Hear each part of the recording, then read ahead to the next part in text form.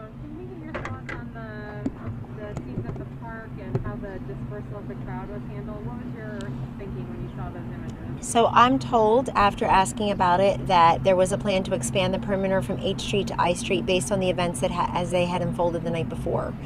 And I think I've read other stories where the Attorney General was talking about expanding the perimeter, again, based on some of the violence and arson and anarchy from the night before. So that was being done. Clearly, the president doesn't know how law enforcement is handling his movements, his travel one way or the other. And I would say that I hope there's the same, if not more, of a level of concern of the people who are losing their lives, the civilians, the police officers who are injured. And what you look at a place like New York City last night, where all 4 of my children were born, where I lived for a long time, it's heartbreaking to me. And I guess it's heartbreaking to Governor Cuomo, who just said that the NYPD and Mayor de Blasio did not do their jobs last night. They're moving the curfew from 11 p.m. to I think 7 or 8, I think 8 o'clock tonight. You can look it up. So we need to have sort of the same level of outrage on things that are outrageous, and not just cherry pick this, that, the other, use words that I think are unfortunate to describe the president having this continuum about religion. In the span of 10 days, he went from saying churches are essential, places of worship are essential, mosques, synagogue, churches. We need more prayer, not less. Stop discriminating against them under the First Amendment, where you've got abortion clinics and liquor stores and other places deemed essential, open, ready for business, and we're closing our places of worship. You have one governor I can think of who happens to be on the short list, the all-women short list of Joe Biden's VP selection. She went from having places of worship be essential to not essential. We have the governor of Illinois saying, gee, places of worship can't reopen until we have a vaccine. Goodness. And so we see all that festering. The president comes out. We have new CDC guidelines. Then he's over at St. John's Church. Today he and the First Lady went to the shrine of St. John Paul II to lay a wreath commemorating the former pontiff and saint's 100th birthday. And also then came back to the Oval Office. I was in there and signed an executive order on religious liberty. So it's a pretty consistent continuum for this president in standing up for religious rights. I think it's very unfortunate that people of faith would call into question what is in anyone's heart, including the president's, what compelled him to go over to St. John's and hold up his Bible. I mean, the politicization of that by people of faith is very unfortunate. Does he wish the crowd situation had been handled differently, that the crowds had been dispersed and made it more... I haven't discussed that with him. I'm happy to see that nobody was harmed from what I read, and I asked about that specifically today, asked what the protocol was and who makes those decisions. As you know, because you're in the White House press corps and you travel with the president and you're here on the grounds daily, that people who are in charge of the president's movement and safeguarding, protecting the president and the vice president of the United States make real-time decisions as how best to accomplish that. So I would refer you the rest of those questions to those authorities, but I did ask the question to be better informed myself. Maisha? Faith leaders, a lot of them continue to criticize what happened when the president arrived at St. John's. How do you describe what happened as being more than a photo op? I think the words photo op itself call into, you're looking in somebody's heart and wondering and second guessing why they would go over there. Is it a photo op because a photo was taken while the president of the United States was in front of a church where we went on inauguration day, where every president has gone for more than 2 centuries? I think that itself is a mischaracterization. I know it ended up being the Sesame Street Grover word of the day, but that doesn't make it right and it doesn't make it true. The president very much felt when he saw those images on Sunday night of that crossed a terrible line. That goes way beyond peaceful protesting. That goes way beyond almost anything. You have to draw a line somewhere, and he saw that and saw many people very upset about that. But I think, again, I'm going to say different faith leaders calling anybody, frankly. Let's say somebody's an atheist, calling into question somebody else's faith, I think is a very fraught proposition. And this is a president who just now, moments ago, Wasia, in the Oval Office, signed an executive order on religious liberty for the entire world. That builds on his work last September at the United Nations General Assembly, where President Trump became the first president in American history to address the United Nations General Assembly thusly, that way, on international religious freedom. Pretty tough stance that he took there. I know it didn't make everybody happy in the world because they are persecuting people based on their religion, and they should not be, and he made that very clear. So I think those criticisms, people have a right to make them, but I think they're unfortunate because they have more than a tinge of calling into question the president's motivation for going to a church that had been set afire by anarchists and arsonists less than 24 hours earlier. Sure, I'll have plenty of time. Pardon? President Trump has questioned House Speaker Nancy Pelosi's faith. Should we take that back? What he said was that she says that something like she prays for him, and he doesn't believe that. That's not calling into question her faith. That's calling into question. I mean, I didn't hear him say, how can somebody who calls herself, practicing Catholic be for abortion in the 9th month? He could have said that, but I didn't hear him say that. He said, because I was there when he said it, and he said it at the National Prayer Breakfast. I rode with him that day, actually, in the Beast, and we were talking about it, and he said, how could she say she prays for me when they just tried to, impeach me, got acquitted the day before, of course. I know it seems like a long time ago, but it was recent. Does the president have any plans to make remarks or address racial inequality, historical trauma by the black community that protesters have been deprived? Does he have any plans to address that at all? Well, it's very much on our minds here, and it's absolutely the case that there is institutional racism and that there is a lack of equality for all people in this country. I think that is without doubt. And I also just want to say in my own voice that we watched a man be murdered before our eyes on a videotape, and as painful as it is to watch, I think most people should bring themselves to watch all 8 minutes and 49 seconds or so of George Floyd's murder. I don't have another word for it. And I'm very happy that the Department of Justice says they've opened up a civil rights investigation at the federal level. We'll see what comes of that. Obviously, the officer in question was charged with murder under, I believe, Minnesota state law.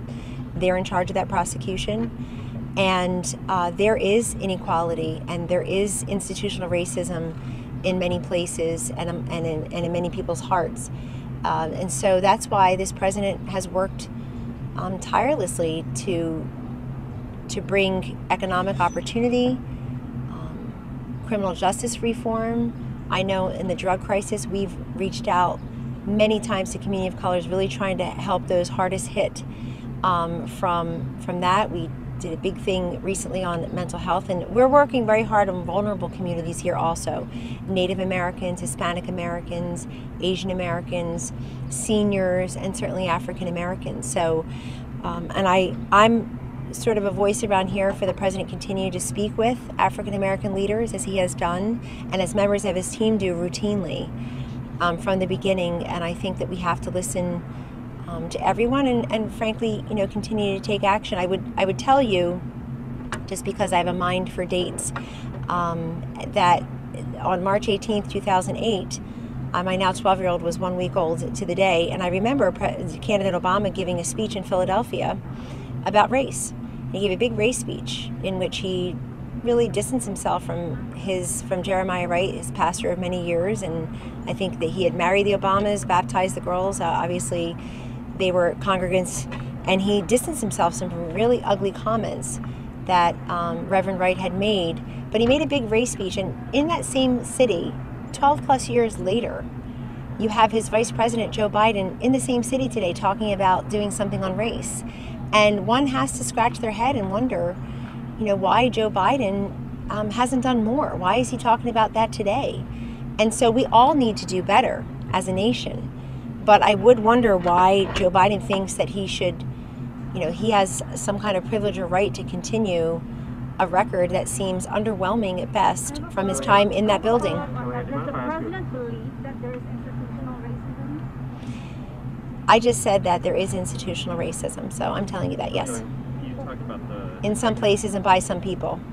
The executive order that the president signed today. Sitting on his desk right now is a piece of legislation that passed both chambers of Congress that would allow him to sanction Chinese individuals that had persecuted neighbor minorities.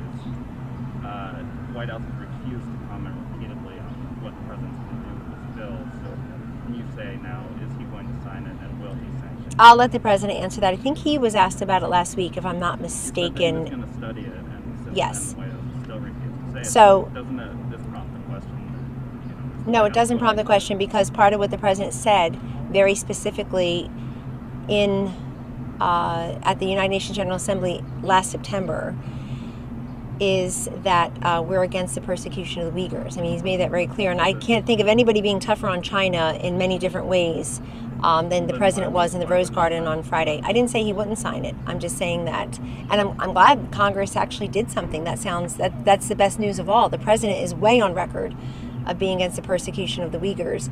It's good that Congress found a way to actually come and do something. They seem to be AWOL. They're just absent, except for their photo ops and sound bites. You have Chuck Schumer today saying he's going to introduce a resolution. Has he looked in his backyard in New York? Why doesn't he go help the people of New York? I mean, you've got the cities on fire and being looted and rioted night after night. You've got the governor arguing with the mayor, arguing with the police force. They're not getting the job done. I don't see him worried about all the senior citizens who were returned to their nursing homes infected with COVID-19, sent there to die. So I would, tell him. So the president is way on the record, and if we have an update on that particular piece of legislation, I'll let you know. Yeah. We're hearing that the president's going to be meeting with his economic advisors this week to talk about next steps, relief measures.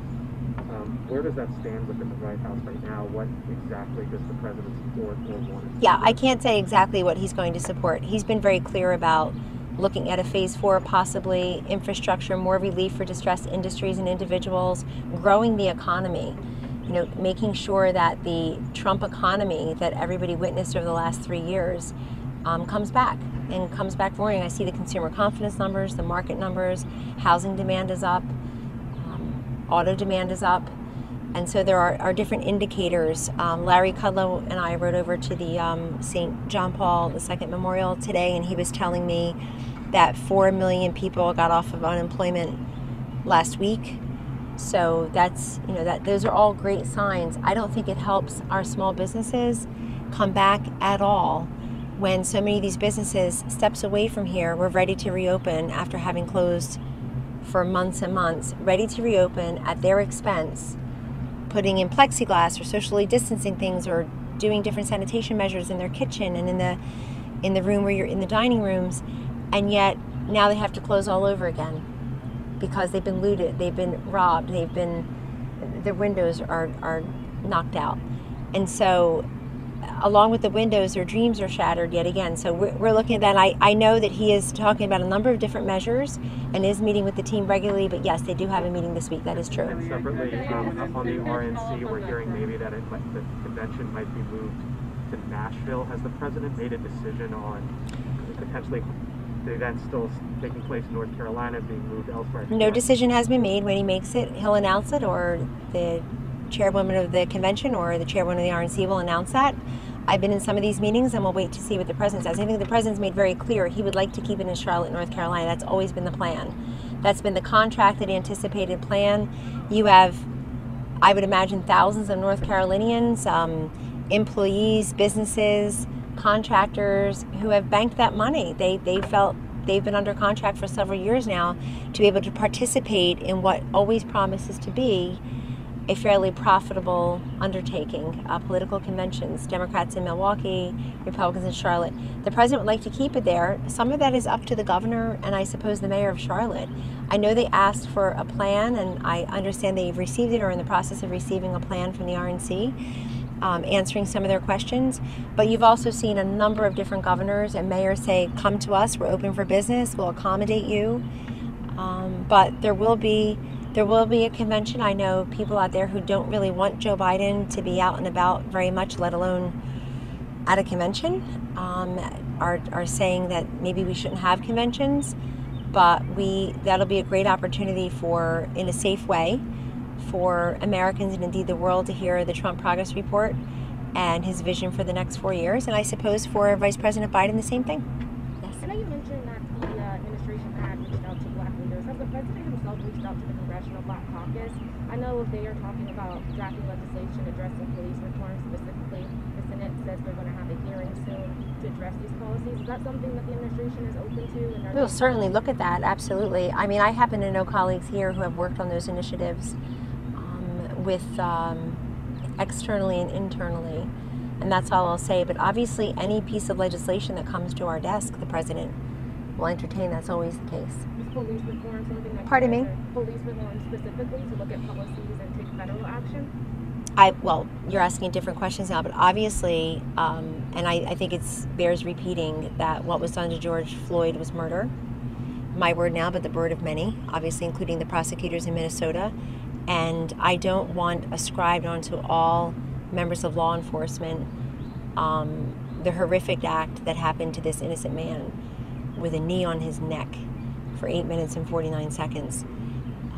Just as we don't want to look at all FBI agents as, the same as other people who were doing bad things. We don't want everybody in a certain industry, media included, I know you treat us all so well and individually here at the White House, so we'll do that with every industry. But I think there's a lot to look at, much to examine, and much to improve in our country to help it heal, but also to just really make institutional changes that I guess other administrations failed to make.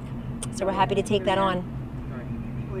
Also looking at school choice and charter schools and educational freedom for lots of those communities as well. It'd be great to have some Democratic support on that. I think they've got no good answer on why they oppose that. No good answer. Have you guys worked with the Congressional Black Caucus on any of those issues? I'd have to ask Legislative Affairs about that. I receive calls myself. I'm one small person here, and I receive calls individually from members routinely, and always happy to entertain those calls and speak privately. And if they would like to be public about that, they're welcome to do that. I don't betray those confidences, and I'm also not the president, so I'm happy to do my small part, and we will continue to. I'm always open to that, always. Frankly, it's why we're here.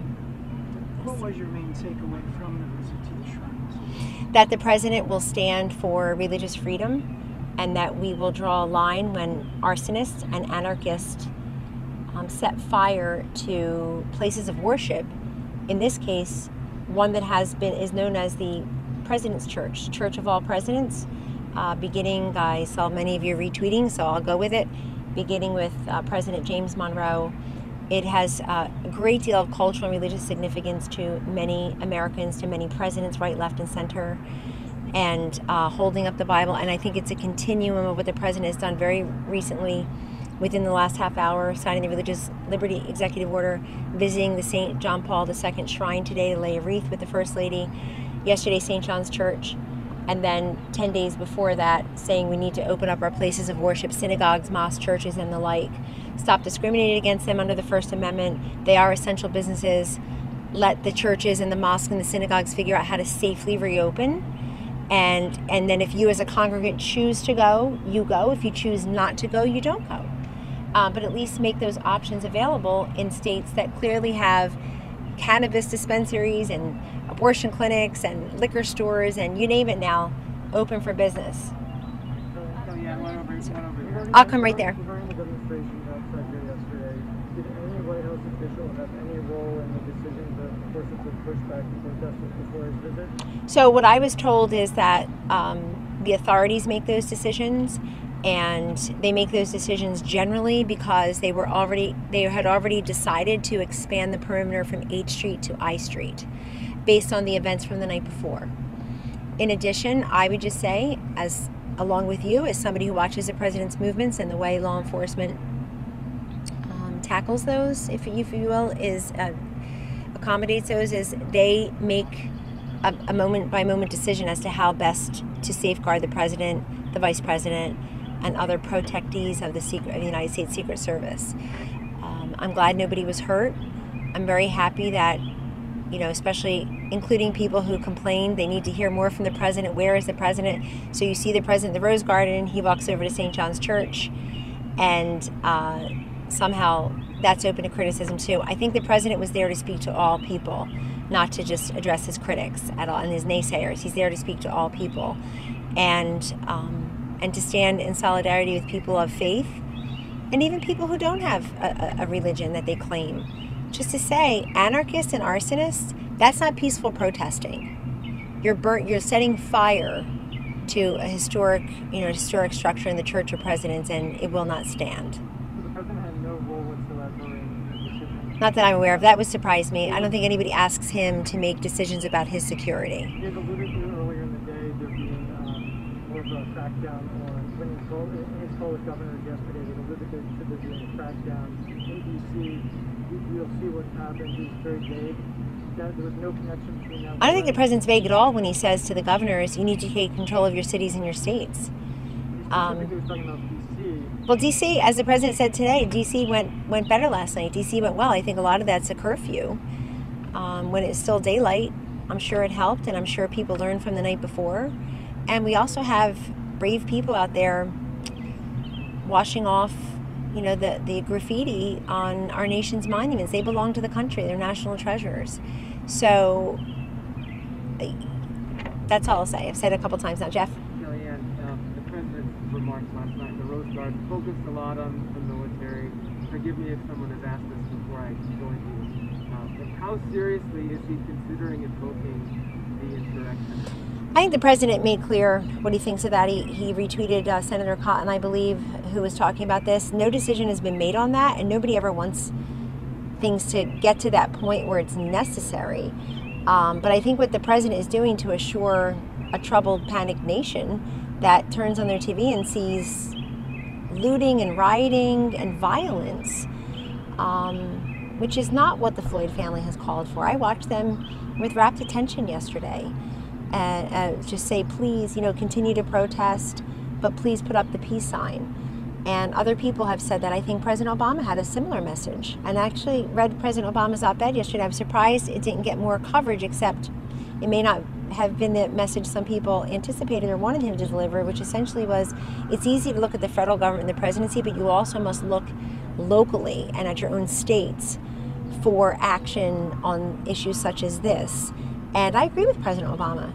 So I also just want to point out to you that the president also in the Rose Garden yesterday talked about George Floyd and talked about the police officer in Oakland, California, also lost his life as a result of these events. And so let's just not cherry pick what was said there. It's very important. He has said it at NASA as well. Talked to family member on Friday, and will continue to, if they would like, to continue to speak with the president. I want to follow up on that. I'm glad you mentioned that. We certainly have condemned the killing, no question, of George Floyd. But the tone of his remarks yesterday and the emphasis in terms of how many words were given, or lines, or however you want to measure it, was certainly more about the military side. Well, that's an opinion. I mean, respectfully, tone is an opinion. No, we can go back and look at. I mean, just counting the words. That's all I said. Tone is an opinion. Okay. With regard to tone, then, my question to you is: are you comfortable? Is the White House comfortable with the tone that is being set, or are you looking to see it? I'm incredibly uncomfortable with what I see going on in this country that we all love so much, and it's been good to all of us. Pardon me? I mean the tone that you are saying. No, I'm looking at the content as well as the tone. And the content is that we help people who are in need, and that we protect, that we equip our nation's mayors, governors, whoever wants the National Guard in there, whoever wants other resources, we equip them however they need with the information and the resources that they require to make sure that the streets aren't turned over to rioting and looting. I mean, how can you watch that and feel comfortable with people decimating small businesses in the moment of a snap, in the blink of an eye, that people work so hard to build? Again, I was a small business owner. I started my business 25 years ago yesterday. It's a lot of blood, sweat, and tears, a lot of rejection, a lot of uncertainty, a lot of failure. And I look at these business owners, multi-generational businesses, community-based businesses, mom and pops, mom and dads, they're hurting, they're suffering. People are just breaking their windows and stealing their stuff. And that is, you can call it tone or content. It's just wrong. Or emphasis. What I'm referring to is what the emphasis that the president put in his remarks. Well, I like the emphasis that the president has put on the senseless murder of George Floyd, and that he should not have died in vain. He should not have died at all. but the president's made very clear that we have a civil rights investigation at the federal level, that's his Department of Justice, and that the officer, the one officer so far, has been charged under Minnesota law with murder. And that's just. And that you know, there's nothing that will bring that innocent man's life back, but that is just. Just a quick coronavirus question. I know you are in touch with the task force a lot. Is there anything that's being done to prepare for a potential second wave with Yes. these protesters? Yes, there's a task force meeting today. I'd be surprised if there weren't task force briefings soon, and so that everybody can ask their questions and get some information about everything from a next possible wave to the decrease in hospitalizations, new cases, deaths all across this country, vaccine and therapeutic developments. There are many things to say. And we certainly are preparing for that, and in the meantime really racing against the clock to keep these therapeutics and vaccines in development. And very heartened by what we see. I mean, every new case is troubling and every death is a tragedy. Very heartened by the sheer decrease in both of those, and the fact that we have surge supplies, ventilators, PPE, gowns and the like, to a point where, God forbid, there is a second major surge, we're able to have those enhanced with that equipment at the ready. That includes in our nursing homes. I know at the seniors event about a month ago, the National Guard FEMA, Administrator Gaynor made clear and is since delivering on, I think they're about 50% of the way there or more or better, delivering that PPE to those nursing homes, all 15,400 nursing homes that are Medicare approved in this country, to make sure they've got that PPE prophylactically in case they do have a surge in the nursing homes, by way of example. Question on Russia, Kellyanne. Can you speak further about President Trump's call with who initiated the call, and why would he reach out to Russia on an issue about bringing him back to the G7? Well, they discussed many things, and we did put a readout. Right, the press shop put a readout. referring about bringing Russia back into the G7, as I understand. Why would he do that when Russia is actually compatible with people because of what they did to Chinese? So the president put it out through things that he said he thinks the G7 should be expanded. And they discussed a number of different issues. And frankly, Russia also, I think, recently was in need of ventilators. So there were a number of different things for them to discuss, including global security, coronavirus, obviously the G7. But we'll see what happens with that. Who initiated the call? I don't want to discuss that. I would refer to NSC for those things. You said the task force briefings could be coming back soon. In what form or manner would that be? Would that be the doctors coming back, updating data? Where we Sure. Well, the task force. The task force includes doctors and scientists. It includes the economists. It includes the vice president is running it. So I think it'd be great to give the country an update on everything that's happening, because there was a task force meeting today at 11. There's one again either tomorrow or the next day. They're meeting regularly. They also have additional meetings outside of the I think tomorrow maybe they'll talk to the governors about the health piece, because yesterday was more about, well, yesterday was practically exclusively about the unrest and the murder of George Floyd. Today, the task force meeting was about the unrest? No. I'm saying today there was a coronavirus task force meeting. I'm saying yesterday's governor's call that's usually about the coronavirus was not. So there'll be another one for the coronavirus, and then there'll be another task force meeting. And I think under the vice president's leadership, you'll be able to hear from different members of the task force, which, as you know, has been expanded to include Secretary of Labor Scalia. I think Larry Kudlow's always been on there, is now, for example, along with the doctors who are here for the task force meetings. So that's exciting, and we want to continue to inform the public on those issues. So thank you very much, and everybody take care. We will make America great again.